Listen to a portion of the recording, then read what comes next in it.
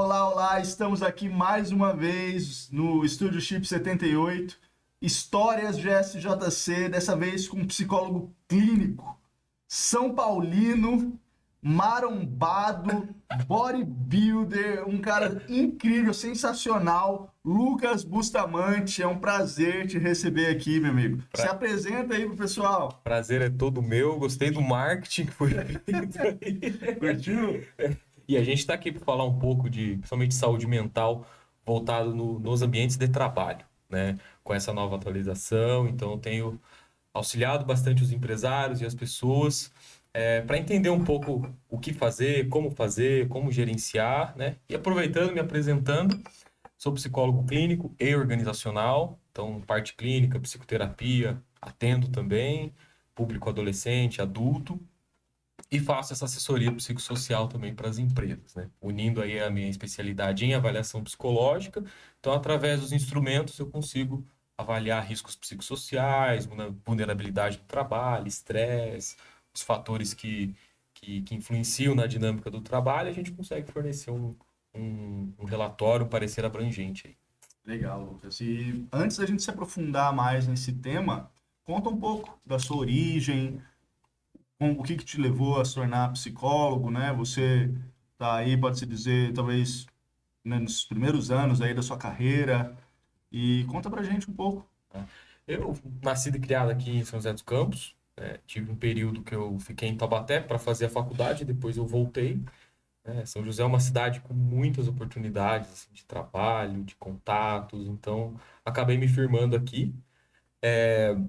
Fiz Unital, na Universidade de Taubaté, e onde que eu fui parar assim na psicologia? Eu sempre passei por profissionais da área desde criança. Então, quando criança eu tive dificuldade de fala, então eu fiz fono, algumas dificuldades em nível de aprendizagem, tanto é que eu recebi o diagnóstico de TDAH, transtorno de déficit de atenção. Então, sempre passei por fono, psicopedagoga, depois com psicólogo também, psicoterapia. Então, sempre transitei e vivenciei a minha própria transformação nesse meio e achei interessante trabalhar na área. E principalmente pela possibilidade, pela magnitude de tanto de área que tem dentro da psicologia, né? Você pode trabalhar com clínica, com empresas, como eu tenho feito, pode trabalhar com esporte, você pode trabalhar com perícia judicial, perícia psicológica, você pode trabalhar no trânsito. Então, assim, é muito bacana e na medida que às vezes você enjoa de uma área, você pode migrar para outra, se especializar em outra, porque eu nunca me vi fazendo só uma coisa pelo resto da vida. Então, e a psicologia abre essa possibilidade para mim. E quantos anos você tinha quando foi diagnosticado com Eu TDAH? tinha 11, 12 anos. Como foi pra você isso? Cara, no começo eu não entendi muito, né? Depois de um tempo, eu fui entender o porquê de alguns comportamentos, o porquê de algumas frustrações, dificuldades na escola e tudo mais. E hoje eu oriento pessoas com TDAH. Então, assim, tanto no conhecimento técnico, científico, da ciência psicológica, como também das minhas vivências. Sempre quando chega alguém com TDAH, eu falo, ó, estamos juntos. Passei por isso também. Às vezes passo, porque a gente convive eternamente com o transtorno, mas hoje ele não é mais uma pedra no meu caminho. Eu vivo com ele, tanto é que já faz 8 anos que eu não tomo mais nenhuma medicação para isso. Então, assim, é possível. Dá para você conseguir se reorganizar e conviver com o transtorno, seja ele qual for, seja o TDAH, seja qualquer outro transtorno, principalmente de humor, transtorno de personalidade. Com tratamento, com acolhimento, o indivíduo consegue aí voltar à funcionalidade. Que legal, cara, eu não sabia disso. E quando você foi diagnosticado, você chegou a se tratar de forma medicada, já de cara, ou Dedicado também, com psiquiatra e tudo mais. mas passou no psicólogo também? Passei no psicólogo. Sempre com esse trabalho contínuo. No começo foi mais com psicopedagoga, porque como Hum. estava afetando o pedagógico, a parte escolar, de desempenho, de concentração, então era psiquiatra com psicopedagoga. Então eu fazia atividades pedagógicas, pensar em técnicas de estudo, técnicas de memorização e tudo mais. E fui fazer psicoterapia com 15, 16 anos, que daí entra a adolescência, hormônio à flor da pele, tentar entender alguns aspectos. Então, psicoterapia eu faço desde os 15 e fiz psicopedagoga desde criança até mais ou menos uns 13, 14 anos. Entendi. E conta um pouquinho sobre. Eu sei que nem estava no script, né? Mas eu achei interessante a gente se aprofundar nisso, até para entender sua origem, entender onde você chegou. Mas, assim, você falou que foi diagnosticado ali com 12, 13 anos. Antes disso, como que era a sua vida? Quais eram as dificuldades que você enfrentava? Eu sempre fui muito hiperativo, sempre fui muito expansivo, tinha uma certa intolerância à frustração, às vezes na escola mesmo eu não conseguia acompanhar os colegas de sala, às vezes numa atividade, às vezes tinha que demorava um pouco para pegar, então às vezes eu vi eles avançando e eu ficava para trás, aí já gerava uma frustração, porque você se sente excluído, né? Quando você é criança, até mesmo no período da adolescência, você está aí buscando a sua identidade. E para isso é importante se pertencer a grupos. E eu não me sentia pertencente, porque eu estava atrasado. Atrasado em nível cognitivo e atrasado em nível social também. E aí isso foi gerando uma série de frustrações, uma série de problemas, e acabei, e aí junto com os meus pais, principalmente minha mãe, a gente foi investigar, né? Alguma coisa aí está acontecendo. E aí passei por todos os tratamentos, até as terapias possíveis. Faço psicoterapia até hoje, é muito importante. Inclusive, se você passa por um profissional que não faz terapia, fuja dele, porque, pensa, você lida com cargas pesadas o dia inteiro. Esse cara precisa fazer também para ele lidar com as deles, para ele ter condições de lidar com a do outro. E quando você começou o tratamento, ali com 12, 13 anos, você foi diagnosticado, a diferença que você percebeu foi imediata, levou um tempo? Ah, levou um tempo. Até eu me acostumar, até eu entender. E o próprio processo do desmame da medicação, porque começou sendo todo dia, né? Depois foi diminuindo e tudo mais, a ponto de assim, ó, a própria psiquiatra falando, Lucas, toma no dia que você sentir que o dia vai exigir mais de você. Então, pensando no contexto escolar, numa matéria que eu tinha mais dificuldade. Sempre tive mais dificuldade em exatas. Então, física, química, matemática, eu era bem biologia, eu era um pouco menos a parte de cérebro, olha que coisa. A parte de cérebro eu fixava tudo, fazia muito sentido para mim. Agora a planta, bioma, nossa, não guardava nada. Então, assim, dias que eu tinha matérias que exigiam mais de mim, uma concentração maior, porque eu tinha mais dificuldade, esses dias eu tomava dentro do processo de desmame que eu fiz. Dias que eu tinha, cara, literatura, história, geografia, que eram matérias que eu sempre gostei, sempre me mandei bem, já não tomava mais. E então aí eu fui me habituando a ficar funcional sem a medicação. Entende? Mas você tá falando do desmame, né? Isso, Mas daí exatamente. você foi. Mas foi agora meio que você desmamou, não foi eu? Faz uns 7, 8 Mas anos. daí quando você começou a tomar, no começo era todo dia? Era todo E dia. aí mas você já notou uma diferença? Eu Sim. demorei para notar um pouco, né? Porque a própria psiquiatra falava que, ó, não é isso aqui que vai te ajudar. Não é isso aqui que vai resolver sua vida. Isso aqui é um empurrãozinho. Então você precisa alinhar com a psicopedagoga de estratégias, de você conseguir do ambiente ser menos nocivo à distração para você. Então eu tive que arrumar muito meu quarto, aquela coisa toda. E aí o remédio vai ser um empurrãozinho. Então eu nunca tratei, até mesmo pela prática educativa da psiquiatra, nunca tratei como algo que ia me salvar. Era Entendi. sempre um empurrãozinho que eu tinha que fazer algum movimento, algum esforço. E que junto com a medicação ele ia. A medicação era a cereja do bolo. E Né? tratar essa parte emocional também, sua, que estava afetada, né? Exatamente, exatamente. E daí você fazia o acompanhamento paralelo ali com o psicoterapeuta, é isso? No O caso médico era com a o psicopedagoga. psicopedagogo. Legal, hein, cara. E hoje, você está com quantos anos aí de psicólogo? Hoje eu sou formado há 3 anos, estou com 25 anos, não sou tão velho assim, mas eu costumo Mas dizer não é tão que, novo. e também não tão novo, É, legal. costumo dizer que a psicologia é uma profissão que premia a idade, porque você vai ficando mais velho, vai ficando mais cascudo, mais experiente, mais resiliente em algumas situações da vida, e isso principalmente para a clínica é muito benéfico, muito traz muito material, traz muita bagagem para você conseguir orientar o outro indivíduo. Porque você também está vivendo o processo. Na sua vida, na sua análise, no seu desenvolvimento, nos seus relacionamentos, na sua família. Então, eu escutei isso do meu supervisor e fez todo sentido para mim. É uma profissão que premia a idade. Mas, em contrapartida, o fato de você ser jovem também tem outros benefícios, né? Tem, Talvez com não seja tão certeza. cansado de ouvir, às vezes, as mesmas coisas, Tem, com se certeza. conecta mais, às vezes, com o problema do paciente. Muitos pais, quando procuram para os filhos, adolescentes, optam por mim por ter a idade parecida, eventualmente alguns gostos parecidos, principalmente a galera do esporte e tudo mais. Então, ajuda a criar uma conexão. Às vezes, alguns mais velhos possuem uma certa resistência, mas se permite vivenciar o processo, ok. Quando eu era mais novo, recém-formado, eu enfrentei muito esse preconceito, esse estigma. E faz parte também, não me aborrecia. Mas hoje eu atendo pessoas de 40, 50, 60 anos. E ok, alguns deles ficam até tipo, caramba, um cara de 25 tem algo a me ensinar. E tem, e tem. Porque cada um tem uma história também.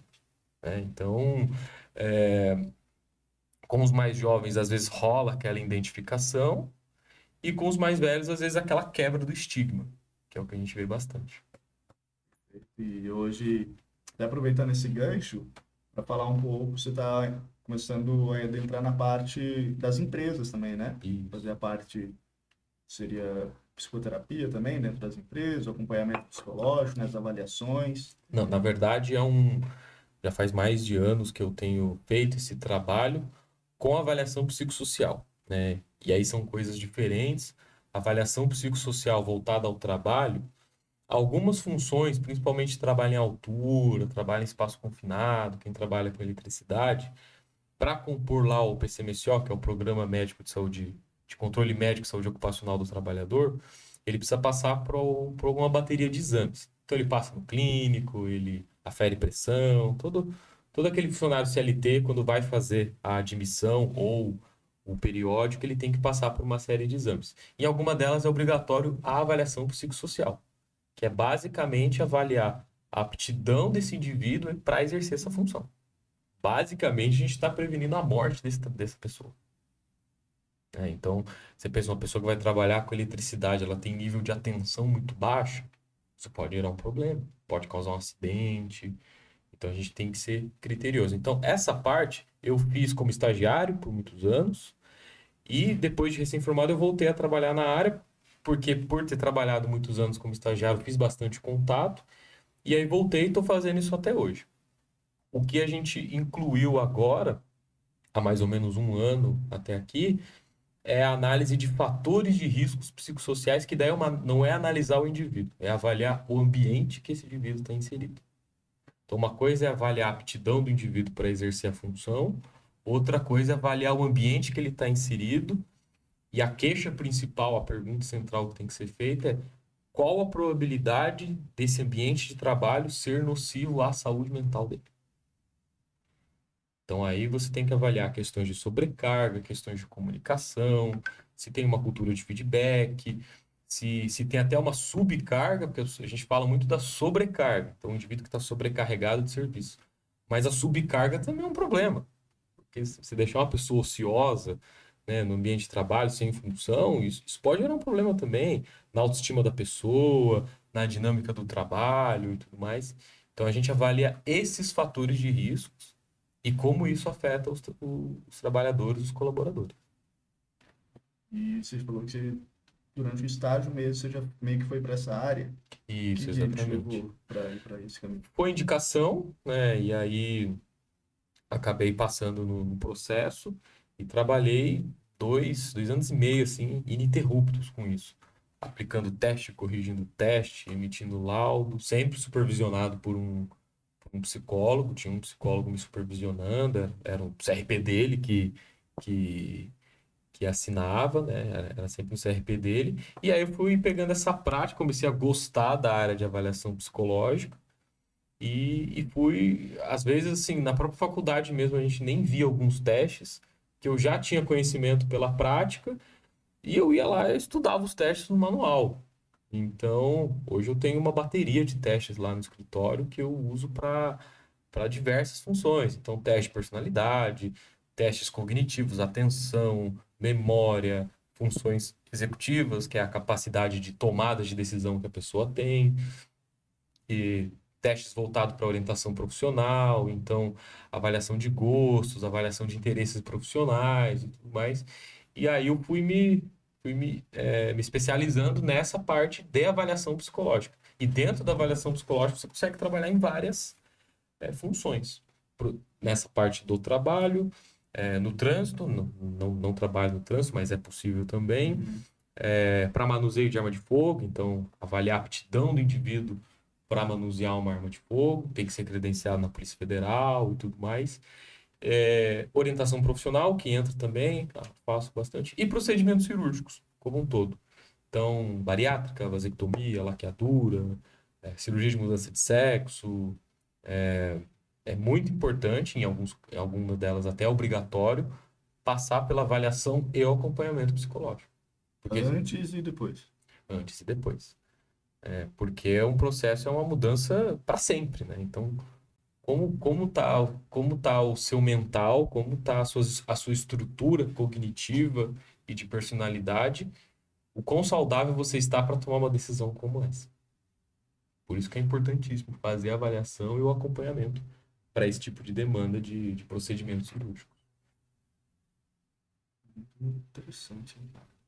E me fala, quando a gente trabalha, o pessoal chama psicólogo só quando tá todo mundo louco já? Ou... Cara, a gente tem visto de tudo. Quando a gente chamando, quando a bucha estoura mesmo, quando tem um caso de burnout, quando tem muito afastamento, muito absenteísmo, muita gente saindo, então a empresa não consegue reter os talentos que ela tem. Então, esses são alguns problemas que a gente identifica, que daí já tem a necessidade de investir num psicólogo na instituição, que daí não é psicoterapia com os funcionários. É você avaliar e fortalecer esse ambiente para que esse ambiente fique mais saudável, consequentemente mais produtivo, consequentemente ganhando mais. Hoje em dia, estatisticamente, é comprovado que a cada R$ 1 que você investe em saúde mental na instituição, na empresa, volta R$ 4 para você. Então, é um investimento importantíssimo. A partir de agora, né, uma demanda legal que precisa cumprir, né? E isso vai ser um diferencial bem significativo, um diferencial competitivo para as empresas lá na frente. Já tem sido, né? Consequentemente, você evita também litígios trabalhistas. Gera mais retorno ainda, né? Evitando Muito esse tipo mais de retorno. coisa. Exatamente. Perfeito. E me fala, quando a gente fala sobre, né, esses riscos psicossociais no ambiente de trabalho, do que a gente está falando exatamente? São vários, né? Mas a gente pode classificar alguns principais, né? Já citei alguns aqui, como sobrecarga de trabalho, subcarga de trabalho, acúmulo de função e acúmulo de trabalho, que são coisas diferentes, né? Todo acúmulo de função envolve um acúmulo de trabalho, mas nem todo acúmulo de trabalho é acúmulo de função, né? Então, dificuldades de comunicação, se a empresa não tem uma cultura de feedback, se a liderança não é muito bem vista, se não confiam na liderança, tudo isso se enquadra como risco psicossocial, né? Então, até mesmo na parte física, vamos pensar assim, até quanto o indivíduo está exposto a correr um risco de acidente, isso gera uma questão psicológica séria, né? Do cara não se sentir seguro, né? Não se sentir pertencente a um espaço. Senso de pertencimento é considerado um risco psicossocial, o indivíduo não se sentir pertencente ao ambiente, pertencente ao espaço, né? E os riscos psicossociais, eles são muito dinâmicos, né? Então a gente pode pensar numa loja comercial que vende presentes, que vende brindes, lembranças, né? Você pega período de ano novo, que é todo mundo comprando, né? Chega janeiro a coisa dá uma baixada, que janeiro é um mês que as pessoas gastam menos. Então, dentro de um mês você vai passar por níveis de riscos psicossociais diferentes. Por isso a necessidade de avaliar regularmente, né? Em que níveis que está e separar também por funções, porque cada função está exposta a um risco diferente e em intensidades diferentes. Então, pensando numa dinâmica, quem está no trato direto com o cliente está exposto a um risco, quem está no trato só com o administrativo, fechar nota, faturamento, está exposto a um outro risco. Então a gente separa dessa maneira para pensar em práticas de intervenções mais eficientes. Quais seriam as práticas de intervenção? Envolve muito treinamento, treinamento para liderança, treinamento para colaborador, treinamento na parte de comunicação, né, e tudo mais. Envolve também, às vezes, você fazer uma revisão nas cargas de trabalho, porque, putz, se tá muito ruim, se está afetando a produtividade, será que não vale a pena rever a carga de trabalho, a carga horária dos funcionários, dos colaboradores? Em alguns casos, vai demandar plantão psicológico, e aí é o que a gente chama de psicoterapia breve, que é um profissional na instituição, separa-se um espaço e ele se disponibiliza, por exemplo, por 2 horas, e qualquer colaborador que se sentir à vontade vai lá conversar com ele. Pode ser mais de um e tudo mais, como se fosse um plantão médico dentro da instituição ou no espaço online e tudo mais. Algumas outras ações vai incluir a criação de um canal de denúncia, a criação de um compliance, ou um canal de acolhimento, que também tem sido muito falado, muito implementado, né, nas empresas. Criar uma cultura bacana de feedback, né, e tudo mais. Então, esses são alguns fatores, algumas ações que podem ser feitas a curto, médio e longo prazo e que vão dar um efeito significativo lá na frente. E tem um tamanho para a empresa começar a pensar em fazer esse tipo de coisa, Lucas? Dependendo do tamanho, vai demandar tipos de ações diferentes, né? Então, uma coisa é uma empresa com 5, 6 funcionários. Automaticamente, alguns riscos vão estar em escalas bem baixas, né? Agora, uma equipe com 100, 150, 200, 500 funcionários, aí a coisa é mais robusta mesmo. Não tem jeito. Entendi, mas mesmo essas pequenas é bom eu começar a pensar nisso, então. Legalmente, para ela ficar em dia, é fazer uma análise prévia. Muito, muito difícil demandar alguma ação mais robusta. São ações mais de prevenções.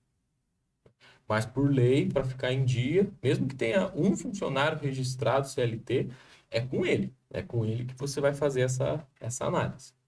Se ele já está há uns 6 meses na empresa, por exemplo, já consegue coletar algumas informações importantes e deixar em dia. Deixa em dia lá no PGR e fica tudo certo. Mas se você fala por lei, hoje existe uma lei, então, para a Isso, obrigatoriedade de ter esse acompanhamento. exatamente. Independente de quantos funcionários você tem. Independente. Se já tem um registrado CLT, já precisa ser feito pelo menos esse levantamento prévio, né?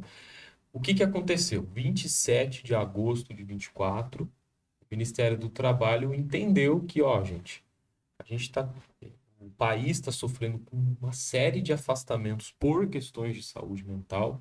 É a terceira causa dos maiores afastamentos, questões de saúde mental como um todo. Então, assim, tem um vácuo aqui, tem uma demanda a ser trabalhada e que a gente precisa, e aí vem o ponto, não multar as empresas por multar. Como a gente ajuda o colaborador e cria mecanismos para a empresa também avaliar, monitorar e evitar problemas no futuro. Porque nenhuma empresa quer um funcionário afastado, né? Porque ele gera custo, ele gera uma série de dinâmicas. Pensa num funcionário muito importante para a empresa, um gerente, um líder, esse cara afastado, ele pode gerar um problema na dinâmica do dia a dia. Então não é interessante para nenhuma empresa ter um funcionário afastado. E aí, dia 27 de agosto de 2024, curiosamente, dia do psicólogo, que é 27 de agosto, foi decidido que, ó, a gente vai fazer uma atualização aqui na norma regulamentadora 1, que é a NR1, que é a norma mãe. Toda empresa que tem um funcionário registrado, ela precisa cumprir aí questões dessa norma, que diz respeito ao gerenciamento de riscos ocupacionais. Então, e aí foi incluído um item que é a avaliação dos fatores de riscos psicossociais. E aí, falou, ok, a gente incluiu isso, a gente vai dar um prazo para as empresas se adequarem e conseguirem avaliar, conseguirem monitorar e pensar em planos de ações. Esse prazo, em tese, era até 26 de maio desse ano, 25, 26 de maio desse ano. Só que aí entendeu-se que a coisa estava muito confusa ainda, muito empresário com medo, com receio, muito empresário tomando algumas ações que não eram necessárias tomar. E então ficou uma coisa assim, meio que jogaram a bomba lá e ninguém explicou direito, né? E aí o que foi feito? Ó, gente, na semana do dia 25 de maio desse ano, foi decidido que, ó, a, a gente vai manter a implementação, porém isenta de multa. Daqui por um ano, então até 25, 26 de maio do ano que vem, nenhuma empresa pode ser multada com base na NR1 nesse sentido. Se chegar lá um auditor fiscal, aí vem um problema que a gente depende um pouco da postura desse auditor fiscal. Baseado na NR1, na parte de psicossocial, ele não pode multar ainda, só a partir do ano que vem. Só que se ele for lá na NR17, que diz respeito a riscos ergonômicos, porque risco ergonômico tem o que é classificado como um risco para ergonomia, né? Postura do colaborador. Tem alguns aspectos que envolvem. Um deles é a dinâmica de uma cadeira, né? Como ela está estruturada, a estrutura de uma mesa e tudo mais, e conforto do trabalhador. E isso inclui conforto psicológico. Então, hoje, se ele se basear na NR17, ele pode multar. Mas na 1 ele não pode. Se ele identificar que há um risco ergonômico para o colaborador, ali ele pode multar. Se ele considerar que ao menos não foi nem avaliado. Porque não tem como você classificar se existe um risco se você não avalia, mas você precisa avaliar. Mas aí são, por exemplo, empresas que oferecem alto risco. O cara trabalha sob pressão e tudo. Exatamente. E ninguém se preocupa em avaliar. Exatamente. Risco de assédio, risco de burnout e tudo mais. Então. Como assim? Oi? Como assim, risco de assédio? Risco de acontecer uma situação de assédio no ambiente de trabalho. Mas como que se avalia isso? Ou, por exemplo, vamos supor, uma garçonete. Ela trabalha com risco de assédio. É isso? Seria isso? Ou não? Então, não necessariamente. Na análise de fatores de risco, por isso que a análise ela é sigilosa, nenhum colaborador expõe o nome lá, né? E aí tem perguntas relacionadas a assédio. Se através das perguntas e depois na análise, no levantamento, incluir uma porcentagem significativa ou até pequena relacionada a assédio, opa, O assédio não é necessariamente sexual, assédio moral. pode ser assédio moral também. Não só de um líder com um funcionário, mas entre colaboradores também Como pode. você avalia o risco? Sim, Existe a possibilidade de acontecer, você está lidando com pessoas, né? Principalmente assédio moral, que a coisa ela é um pouco ampla, né? Muita coisa pode se enquadrar em assédio moral. Por exemplo, corrigir um colaborador na frente de todo mundo, constrangendo essa pessoa, pode se enquadrar em assédio moral. Então, de certa forma, está todo mundo exposto a esse risco porque está lidando com pessoas, né? Às vezes o que é assédio moral para mim não é para você. Então, às vezes eu tive alguma postura que você não gostou e aí isso pode dar um problema no futuro.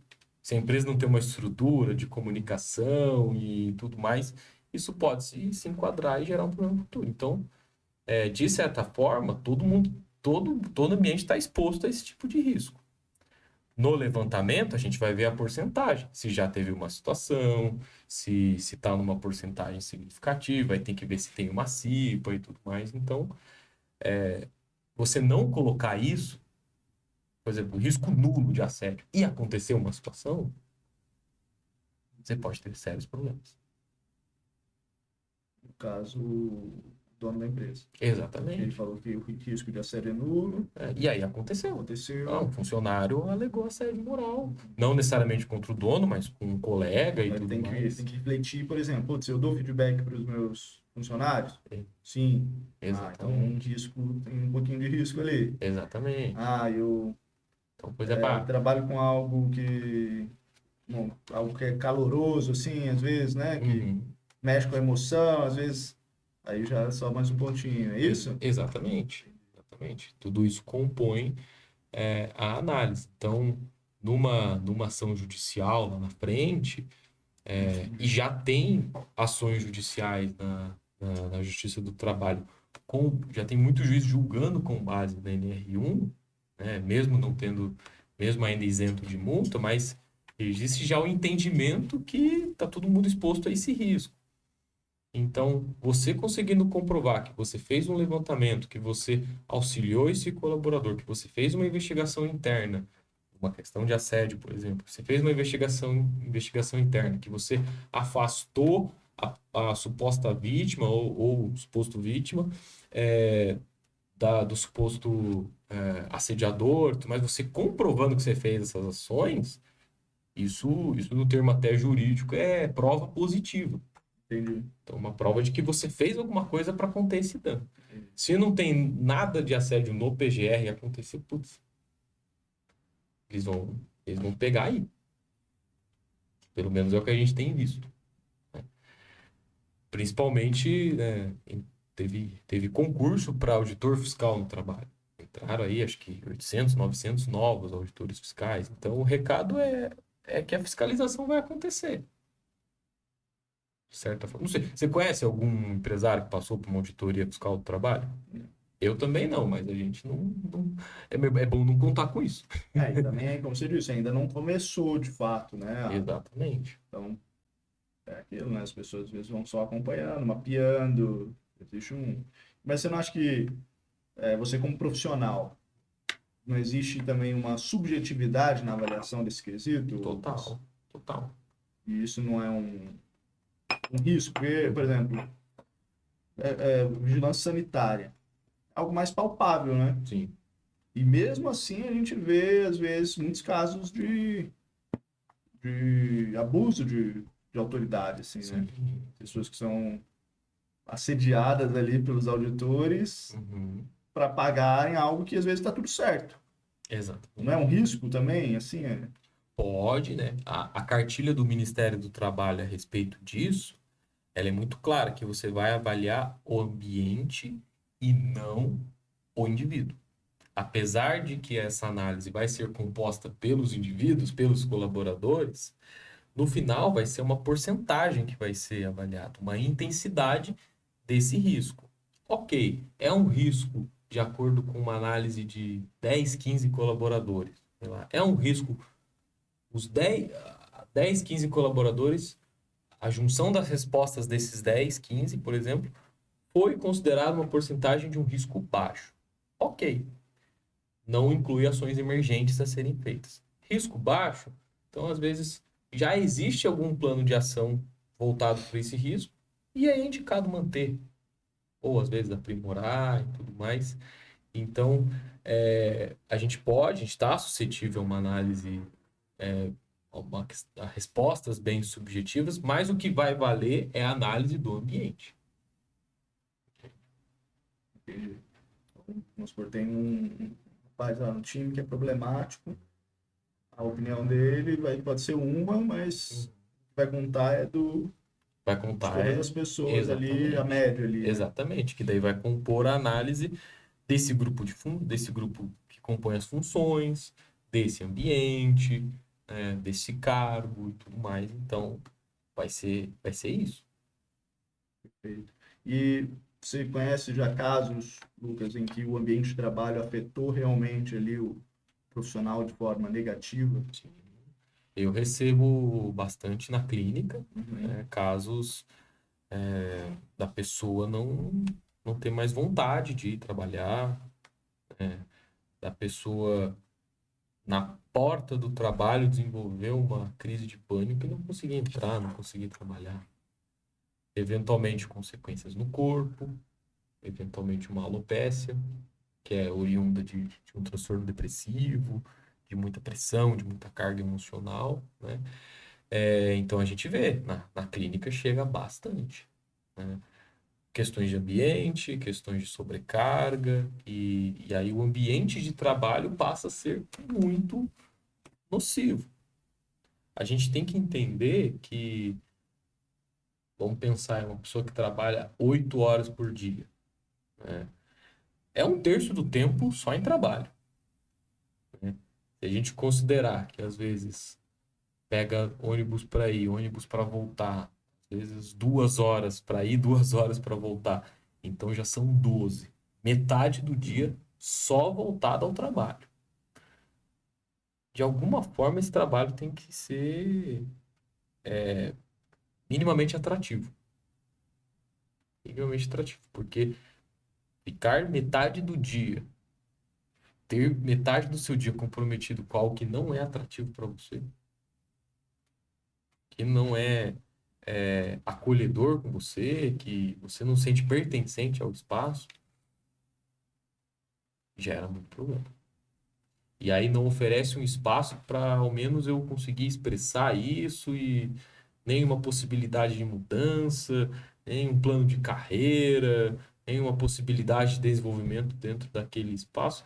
E aí fica uma coisa monótona, né? Então sim, né, a gente separa algumas patologias relacionadas ao trabalho.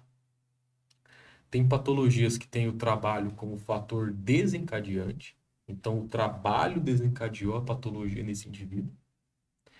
E psicopatologias que têm o trabalho como fator agravante. Então, a pessoa já possui um histórico de algum transtorno, mas e o trabalho agravou. O ambiente de trabalho agravou. Com o cruzamento de informações, você consegue identificar isso. Às vezes, na clínica, se a queixa está associada ao trabalho ou não. Entende? Então a gente chega muito, tanto em reflexo na instituição como em reflexo no indivíduo. E isso chega como? É o profissional que busca, a empresa que encaminha, ambos. Tem dos dois. Hoje em dia, muitas empresas possuem parcerias com clínicas de psicologia, com clínicas médicas como um todo, né? Muitas fazem convênio para os colaboradores, então pensando aí na saúde ocupacional como um todo. E tem o indivíduo que procura por fora, não necessariamente pela instituição, e vai buscar tratar dessas questões. Tem um termo na psicologia organizacional que chama salário emocional. Então, você trabalha, você recebe um salário, né? Nem sempre esse salário é compatível pelo tanto que você gera de riqueza na empresa, sempre vai ser desigual de alguma forma, né? Se um cara, é, vamos pensar no Neymar. Se o Neymar ganha 10 milhões, sei lá, ele deve, em tese, render uns 25, pensando assim. Nunca vai tudo para ele. E o termo salário emocional, então você receber esse salário e estar num ambiente saudável. Então, às vezes, você gostaria de estar ganhando mais? Gostaria, né? Mas o ambiente tá bacana, tem possibilidade de crescimento, eu posso ganhar mais lá na frente, né? Mas isso chama salário emocional. E aí vem uma coisa que a gente vê muito. Por que tem gerente de banco ganhando 15, 20 mil por mês que pede para sair? Porque não aguenta. Não aguenta a pressão, porque não aguenta o ambiente, né? O trato com as pessoas, tudo mais. Pô, ganhar 15, 20 mil por mês, pensando numa realidade hoje aqui, é bastante. É um dinheiro, é um salário bacana. E a pessoa abre mão. Por que será que ela abre mão? Alguma coisa tem. Já li alguma coisa sobre que essa geração ela tá dando mais valor, né? Sim, A ter qualidade de vida do que, às vezes, apenas exatamente. as finanças, né? Exatamente. É um grande desafio, principalmente para o mercado de trabalho. A gente conhece bastante empresário que reclama dessa nova geração Uhum. no mercado de trabalho. A questão tem, E eu trabalho num lugar que tem muita gente nova e que dão conta do recado. Assumem, que gosta do que faz, que tem responsabilidade, que chega cedo, que cumpre tudo certinho. Então, essas pessoas estão aí, né? A questão é que aí entra também essa parte do psicossocial. Então, que política a empresa faz para reter os talentos ou para conseguir buscar esses talentos, né? Será que as remunerações estão compatíveis com o mercado, né, e tudo mais? Então, assim, o que que vai ser atrativo? Não vai ser só, não é mais só o salário. É também ambiente, é também contexto. E isso é levado em consideração. Não tem, é um novo mercado de trabalho que está vindo aí e as pessoas vão precisar se adaptar. Saiu uma notícia no, não sei qual jornal que foi, mas é isso. Empresários se movendo e buscando dar mais benefícios para a vaga de trabalho ser mais atrativa. Porque às vezes, no cenário que era antigamente, já não tem sido mais. Então, principalmente o ramo do varejo aí está sofrendo bastante. Muita vaga para suprir. As pessoas não estão querendo Não mais. estão querendo mais. Nossa, o pessoal que trabalha em shopping sofre, né, cara? Bastante. Perde sábado, perde domingo, trabalha ali às vezes 10, 12 horas, né? Não, e você pega período Dia das Crianças, Dia das Mães, Dia dos Pais, Natal, E é o que você falou Páscoa. também, pô, a pessoa tá vendo ali, às vezes, vendeu 50 mil, 100 mil e recebeu dois bombons ali Obrigado, de hein? gasto, dois Você é tapinhas nas importante. costas. Se Exatamente. sente desvalorizado, né? Às vezes tá ganhando até bem, né? Mas, assim, em relação a outros Proporcionalmente, né? trabalhos e tudo, mas a pessoa acaba se sentindo e fora aquele. Exatamente. Aí inclui o quê? Isso também é risco psicossocial, isso se enquadra como risco psicossocial, e aí o que que vem? Você criar políticas de reconhecimento, não só o financeiro. Financeiro importante também, mas política pro funcionário, pro colaborador se sentir reconhecido com a função que ele exerce. Esse é um pouco de RH também, não é, Sim, Lucas? sim. A gente trabalha muito em conjunto com o RH. Entendi. Com o RH. Ou em empresas que não têm RH, vocês atuam Exatamente. mais diretamente ali fazendo essa avaliação. Exatamente. Muita empresa hoje está terceirizando a parte do RH. Mas aí você precisa criar esses programas ou você só indica que seria necessário? Indico a necessidade de criar e oriento. Oriento na criação, sempre sugiro uma avaliação periódica 4, 6 meses depois para a gente conseguir ver os efeitos dos resultados das implementações. E essas orientações geralmente elas são como, Lucas? Assim, tem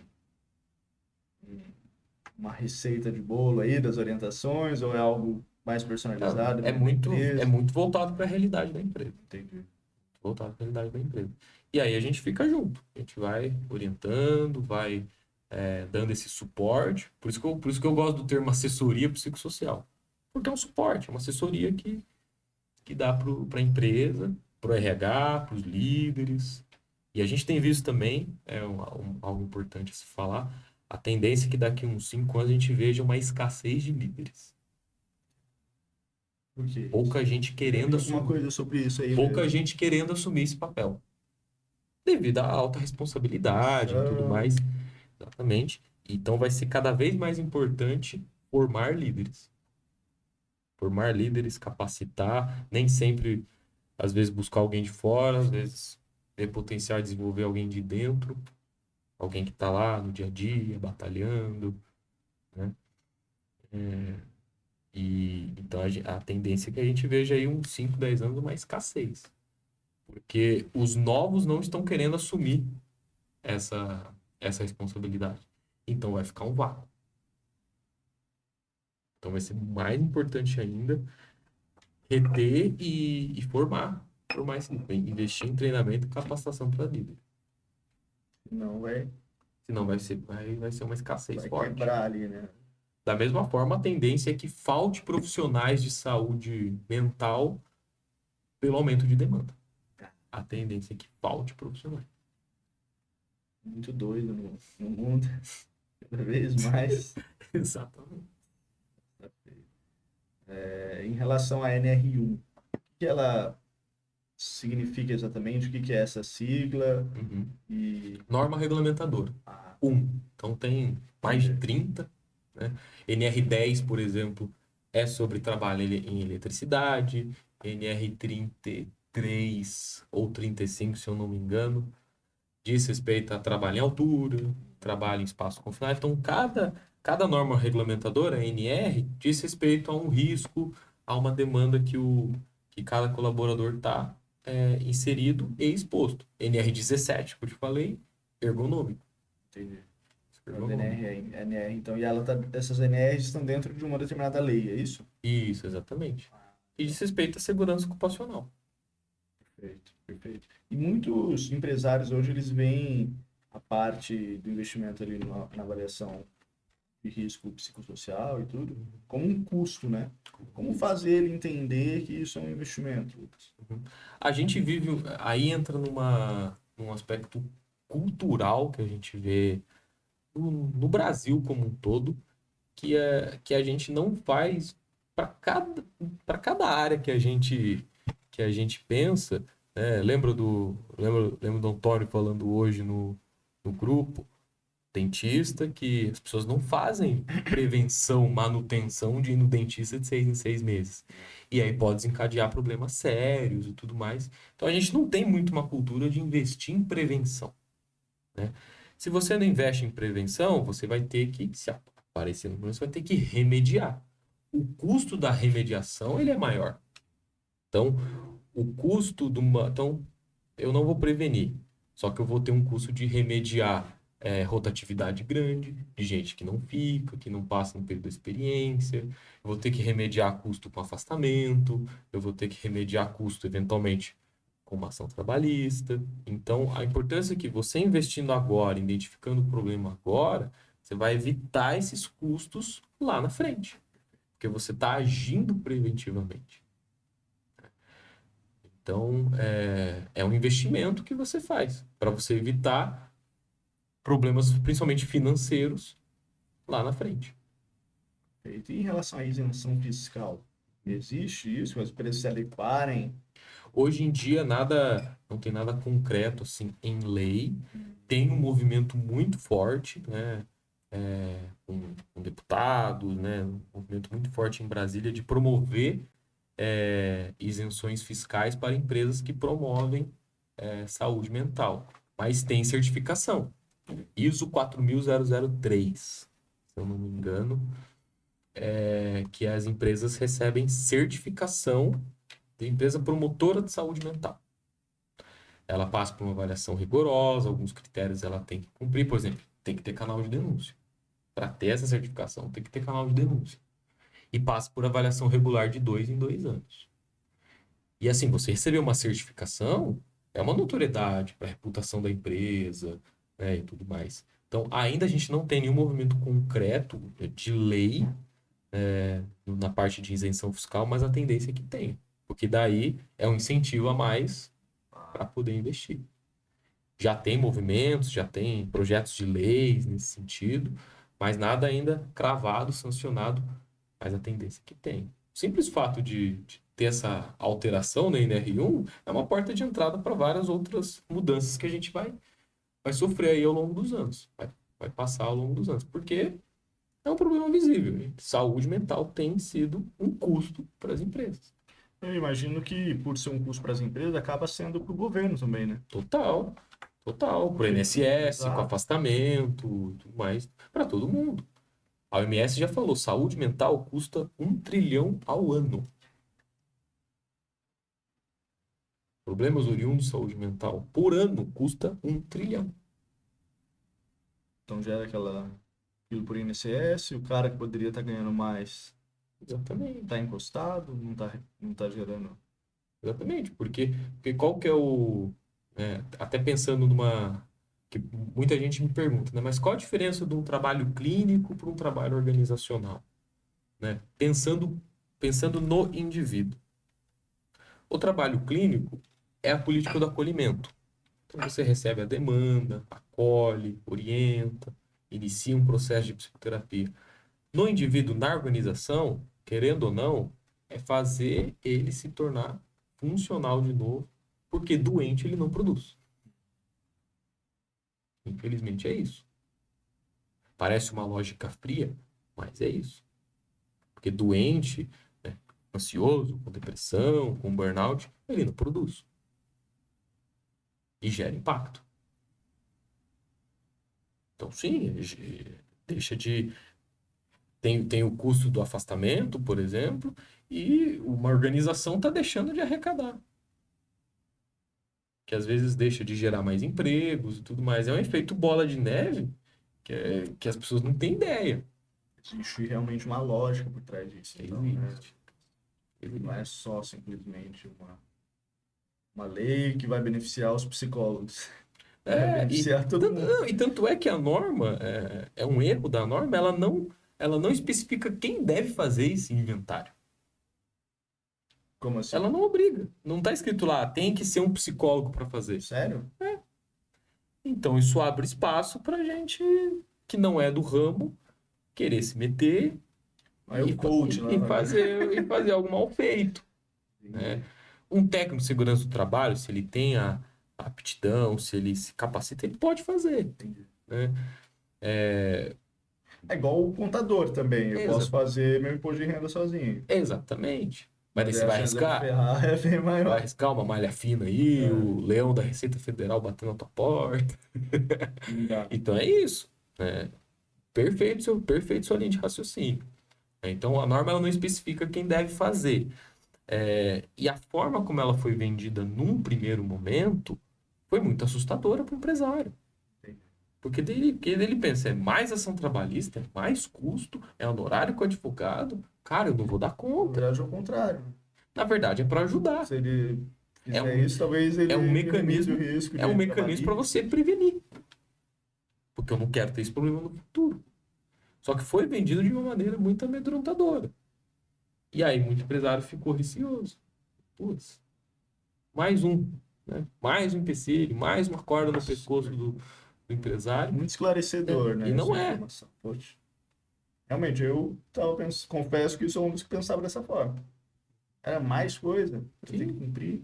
Porque a gente vive num contexto que, infelizmente, o empresário é visto como um vilão. E não é. Não é. Ele.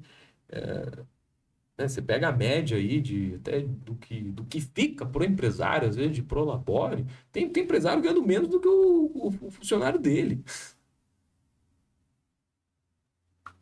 Do que fica para ele mesmo. Né? Quando faz o cálculo, prolabore, que ganha menos do que o funcionário dele. Ou às vezes equiparado. Né? Então ele não é vilão. Ele também está vendendo a força de trabalho dele e tirando um retorno relativamente baixo do que ele produz, do que ele gera. Né? Então ele também é vítima nessa história toda. E isso vem para ajudar. Ó, para você não sofrer com uma demanda real que está acontecendo nas empresas, né? Teve uma rede grande do varejo que ela foi condenada em 5 milhões numa ação coletiva dos colaboradores alegando assédio moral. Quebrou. Um funcionário, isso foi exposto em notícia, um funcionário da Ambev recebeu uma indenização porque ele liderava 3 turnos. Que isso? Teve burnout? Como que lidera 3 turnos? Não sei. O Não sei, Júlio, que é o pai do Chris. Vou trazer esse cara aqui, porque. Mas sabe, não aguentou. Não aguentou. Então, assim, tá acontecendo. E as pessoas estão se formando. Então, se eu tenho um problema sério de saúde mental, eu, colaborador, se eu tiver um problema muito sério de saúde mental, eu posso ir para a justiça. Então, assim, ó, empresário, se resguarde. Eu vou colocar isso aqui para você se resguardar, para você fazer essa análise, esse levantamento, tomar as ações necessárias e você está em dia. E isso te ajudar lá na frente. Então, vem para ajudar. Não vem para ferrar o empresário. É para ajudar, é para auxiliar. É um mecanismo, é você ter uma ferramenta palpável e para você ficar seguro. Legal.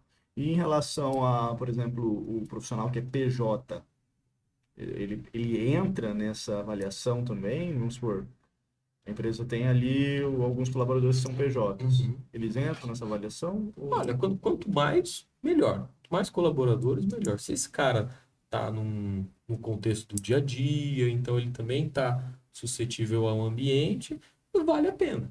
Vale a pena. Numa empresa que só tem PJ, né, por lei, nem vai ser necessário, né? Uhum. Mas é importante, inclui também. Quanto mais, melhor, né? Vai enriquecer mais o levantamento e a análise. Então é válido sim. Perfeito. E em relação a remoto, né, e híbrido, né, como tem crescido cada vez mais hoje em dia, Sim. não vai ter mais esse problema, né? Como assim? Quem trabalha remoto e híbrido, precisa entrar nessa avaliação? Precisa, cara. O virtual é o ambiente Também virtual. vai contar É ali. o ambiente virtual. Ambiente virtual. A gente tem visto um movimento aí da volta aí pro presencial, uma, uma resistência ao home office. Teve o caso do Itaú, não sei se você ficou sabendo. Eu vi que algumas Teve, empresas teve uma estão demissão em massa. cortando, né? Teve uma demissão em massa do Itaú. Cara, Pelas questões do home office, de improdutividade e tudo mais. Então, assim, nesse caso, uma falta de gerenciamento também dessas pessoas, desses colaboradores, né? E provavelmente o Itaú também perdeu o controle aí nesse sentido, de fiscalizar e tudo mais. Então, até mesmo para você pensar numa estrutura híbrida ou 100% home office, você tem que ser muito cauteloso. Tem que ser muito cauteloso para você evitar problemas no futuro. O home office, ele é muito bem-vindo de diversas maneiras, de diversos ramos, né? Tem a flexibilidade, tem o conforto de casa e tudo mais. Mas assim, eu já atendi muitos casos de burnout da pessoa trabalhando home. Porque tá um pouco maleável também. Porque assim, por um lado que, né, terminei de trabalhar, eu desligo o computador, já era, parei. Mas também abre, putz, deixa eu ficar mais um pouquinho. Já tô aqui mesmo, né? Já tô aqui em casa, já vou emendando uma coisa na outra. E aí, quando vê, tá trabalhando até 2, 3 horas da manhã.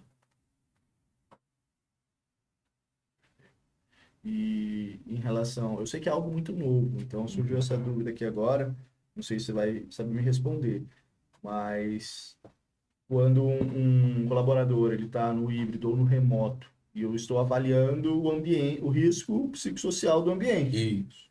eu vou avaliar só o ambiente ali das relações que ele está fazendo virtualmente, ou eu vou avaliar também o quarto dele, por exemplo.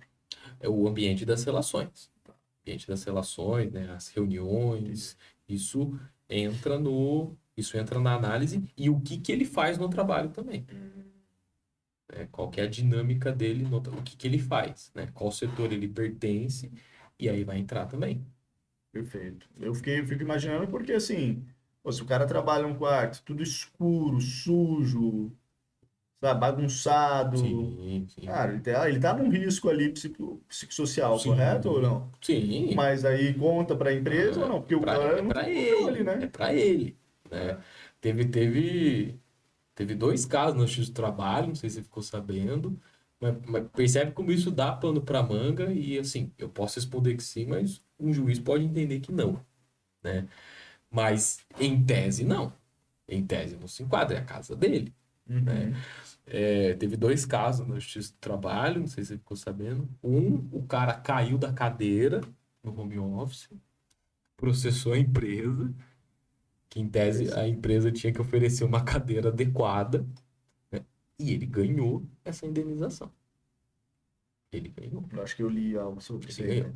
Teve um outro, o cara no home office levou uma mordida do cachorro dele, e aí ele alegou que a empresa tinha que ensinar tratos com os animais. Esse cara perdeu a ação. O juiz deve ter olhado e falado, pelo amor de Esse Deus, cara tá de gente. brincadeira, né? É Exatamente. muito aproveitador, né? Às vezes a situação. Ah, Exata, vou pôr no pau. Putz. exatamente. A minha pergunta foi até em relação a isso, porque eu já tinha ouvido alguns outros casos assim, porque de fato, cadeira, o equipamento para o cara trabalhar, mesinha, é meio que obrigatório a empresa fornecer, né? Quando o profissional é Sim. CLT e tudo. Em alguns lugares na Europa, isso é muito comum. Se eu sou admitido numa empresa lá, a empresa manda uma cadeira específica para mim, principalmente, tá, beleza, porque é Até com... computador, né? As coisas. Exatamente, exatamente. Então, é, em alguns lugares existe essa cautela, e aí é um investimento a mais que você faz. Se você quiser se resguardar, né, poxa, vale a pena. Aí, mas aí vem a questão dos custos também, a carga tributária para a empresa, ela é complicada, custo de contratação, né? Se um funcionário ele recebe 2.000 por mês, ele custa uns 5, né? Com INSS, tira todos os impostos, então é custo. Eu entendo o empresário que vê tudo como um custo, porque de fato é. Mas entender a importância de investir nisso, esse tem sido o grande desafio. E no seu caso, Lucas, como que você busca conversar com os empresários quando você Uhum. vai explicar para eles a necessidade disso? Uhum. Hoje você atende mais pessoal de convênio ou você atende particular, digamos assim, também? Os dois, Os ainda dois. tendo, ainda separa dois períodos para atender convênios, né? E atendo particular também. É, o, eu tento sempre mostrar o que ele pode ganhar com isso. O que ele pode ganhar e o que ele pode evitar com isso. Então, e a gente encontra, né? A gente que lida com o cliente, a gente encontra de tudo. A gente vai encontrar aquele que só quer o documento assinado mesmo para estar em dia e tudo mais. E tem aquele que vai usar isso como uma porta de entrada para ser mais competitivo, para reter mais os talentos, para fortalecer a produtividade, fortalecer a cultura organizacional e tudo mais. Então, é mostrar para ele o universo que isso pode oferecer e os benefícios, que começa com o diagnóstico organizacional. Excelente. Então, vou te pedir um favor. Diga, Olha para aquela câmera aquela ali e ali? manda um recado para os empresários e para os colaboradores também Uhum. sobre aqueles riscos psicossociais que eles não podem ignorar e quando é a hora de buscar ajuda e o que eles precisam fazer. Sim.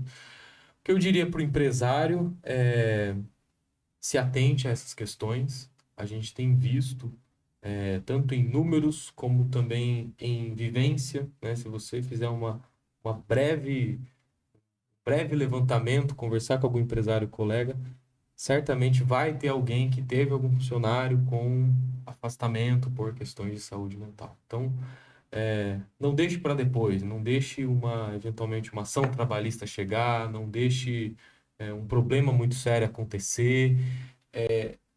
Comece por esse levantamento, faça esse diagnóstico de riscos psicossociais, que você vai ter uma, uma visão, um olhar muito palpável e muito direto do que precisa ser feito para evitar problemas maiores. E para os colaboradores, eu diria, né, e aí para todos os indivíduos também, empresários que querem, que desejam fazer um processo de psicoterapia também, não tenham receio de buscar ajuda, reconheça os sinais, reconheça a sobrecarga, reconheça seus limites, que é essencial para você conseguir produzir mais, ter mais performance, e, para encerrar assim, nessa ideia,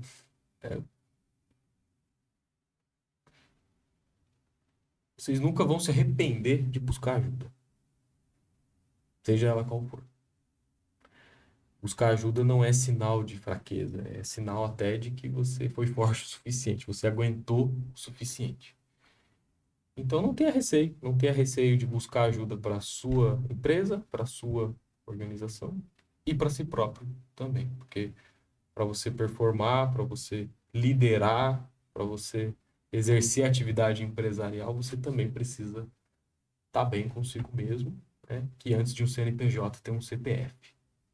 Precisa se fortalecer sempre. Acho que é Caramba, isso. hein? Falou bonito. Tem um presentinho pra você, Lucas. Opa! Espera aí, deixa eu pegar aqui. É,